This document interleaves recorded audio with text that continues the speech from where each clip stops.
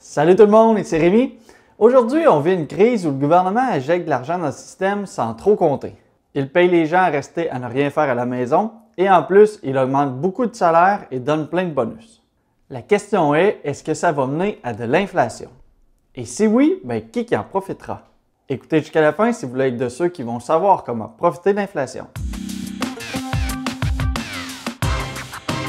L'injection d'argent en quantité astronomique dans le système, ça permet que le fameux système ne s'effondre pas. Je résume ici en quoi ressemble une crise normale. Si le gouvernement n'avait pas donné d'argent à tout le monde, le consommateur se serait retrouvé sans pouvoir d'achat. C'est-à-dire que si tu ne travailles pas, tu n'as pas d'argent pour pouvoir acheter des choses. Sans apport du gouvernement, le consommateur, ça c'est toi et moi, on n'aurait pas pu consommer durant la crise. En temps normal, ça veut dire qu'il y aurait eu des entreprises qui produisent des biens, mais personne qui peut les acheter. Si une entreprise produit des biens mais qu'elle ne vend pas, elle va se retrouver à devoir couper dans les dépenses.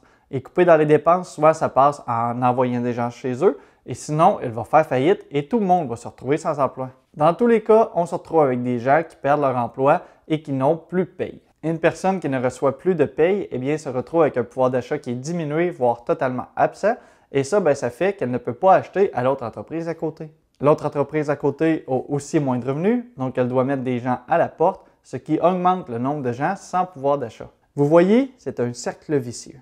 Maintenant, pour contrer la fermeture des entreprises, le gouvernement va les aider en payant le salaire des gens, comme ça, la roue continue de tourner.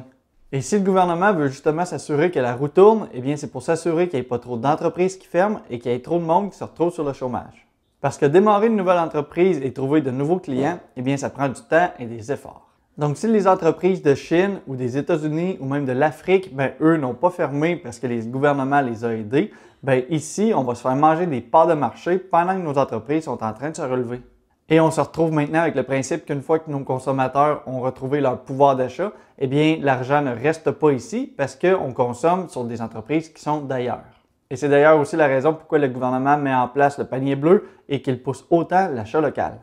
En ce moment, on vient de traverser 2 mois où on a maintenu artificiellement le pouvoir d'achat des gens en leur envoyant de l'argent à la maison à ne rien faire. Mais contrairement aux autres crises, ici, la production avait aussi arrêté. Et c'est ça la base de l'inflation. C'est-à-dire que la demande devient plus forte que l'offre et que les prix vont monter. Mais malgré ça, c'est quand même pas si évident de savoir s'il va vraiment y avoir de l'inflation dans les prochaines années ou pas, parce que bien que le pouvoir d'achat a été maintenu, est-ce que les gens vont continuer de dépenser? Tout le monde a vu une partie de leurs dépenses disparaître en restant chez eux. Il n'y a plus de resto, il n'y a plus de sorties, il y a moins de gaz dans les autos. Donc même si les gens continuent d'avoir de l'argent, ça ne veut pas nécessairement dire qu'ils vont continuer d'acheter des choses. Et comme beaucoup ont peur, et c'est avec raison, il y en a plusieurs qui vont vouloir être mieux préparés pour l'avenir, c'est-à-dire se garder une plus grande proportion d'argent en épargne, tout simplement. Et ça, c'est pas ce qui relance l'économie parce qu'on est dans une société où l'argent doit rouler pour pouvoir fonctionner. Si la roue ralentit parce que l'argent reste à la banque plutôt que retourner vers les entreprises, l'économie ne se relèvera pas de sitôt. Les vraies répercussions économiques de cet arrêt forcé, on ne l'a pas encore ressenti. Ça risque de venir seulement dans quelques temps, justement quand on va se rendre compte que l'argent, elle roule moins dans le système et qu'il y a certaines entreprises qui vont quand même devoir fermer. Une entreprise qui ferme, ça ralentit la roue encore une fois, et ainsi de suite. On va se retrouver probablement avec moins de consommateurs, ce qui fait que les prix vont devoir monter pour que l'entreprise continue d'être rentable. Et c'est ça qui amène que les salaires doivent aussi monter pour pouvoir maintenir le pouvoir d'achat. C'est ça l'inflation. Maintenant, si tout ça risque de mener à de l'inflation, est-ce qu'il est possible d'en profiter? En fait, oui. Et d'ailleurs, c'est fort possible que tu profites déjà de l'inflation sans même le réaliser si tu fais déjà partie du système bancaire. Juste avant de dire comment on peut en profiter, il faut savoir que la moyenne de l'inflation est de 1,9 % depuis l'an 2000. Qu'est-ce que ça veut dire? Ça veut dire que la moyenne des choses coûte 1,9 % plus cher. Voici quelques exemples. Disons qu'on a une chaise au Canadian Tire qui valait 100 $ l'an passé. Cette année, la chaise doit valoir 101,90 $. Ça veut aussi dire que ta pinte de lait qui se vendait 3,60 € l'année passée, il est fort à parier que cette année, ta pinte de lait se vend maintenant 3,67 $. Ça veut aussi dire que ta maison qui coûtait 250 000 $ l'an passé, cette année va se vendre 254 750 $. Mais tout ça, c'est une moyenne. Vous comprenez donc que ça se peut que la chaise se vende encore 100 $, mais que la pinte de lait se vend plutôt 3,75 $. Avec tout ça, vous comprenez le principe, ça veut dire qu'en gros, que les prix montent d'année en année. Bon, est-ce que ça veut dire qu'on peut se payer de moins en moins de choses à chaque année?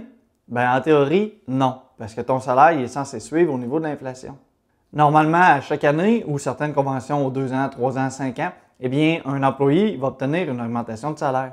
Souvent, les gens ils pensent que cette hausse, eh bien, ça va leur permettre de s'acheter plus de choses, qu'en fait, qu'ils pensent que leur pouvoir d'achat va continuer de grandir. Si votre hausse de salaire est en haut de 1,9 %, eh bien, vous avez raison, votre pouvoir d'achat va continuer de grossir. Par contre, si la hausse de votre salaire est de 1,9 % tout juste, eh bien oui, vous allez gagner plus en montant d'argent. Par contre, votre pouvoir d'achat, lui, n'augmentera pas parce que tout coûte aussi plus cher. Et si votre augmentation de salaire est en bas de 1,9 %, eh bien, vous êtes en train de vous appauvrir à chaque année. Le 1er mai 2020, le salaire minimum a passé de 12,50 à 13,10. Ça, c'est une hausse de 60 cents. En pourcentage, ça fait une hausse de 4,8 %. C'est-à-dire que tous ceux qui travaillent au salaire minimum viennent de voir augmenter leur pouvoir d'achat de 2,9 %. Et ça, c'est si l'inflation reste toujours à 1,9 %.